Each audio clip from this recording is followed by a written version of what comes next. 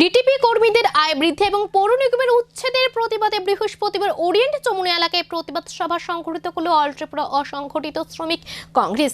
বৃহস্পতিবার আয়োজিত এই প্রতিবাদ সভায় সংগঠনের সদস্য ডিটিপি কর্মীরা একত্রিত হয়ে তাদের বিভিন্ন দাবি তুলে ধরেন।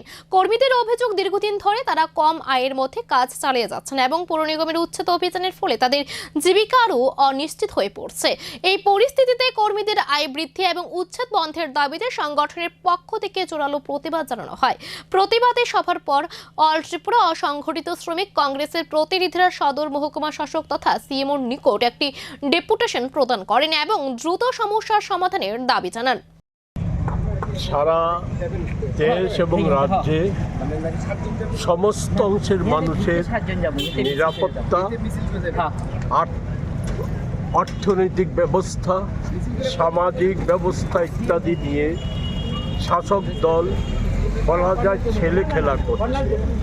উপরন্তু যুগ হয়েছে দেশের নিরাপত্তা, দেশের সম্মান, এসবই আজ ভুলণ্ঠিত করে দেওয়া হচ্ছে। এরই প্রতিবাদে আজকে এই সংগঠনের একটা উদ্যোগ।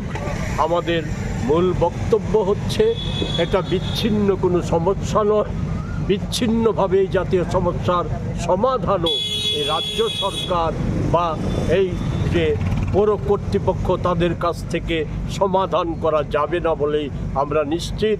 সেই জায়গায় দাঁড়িয়ে साइमान चिनिति प्रासा एक समय আগরতলা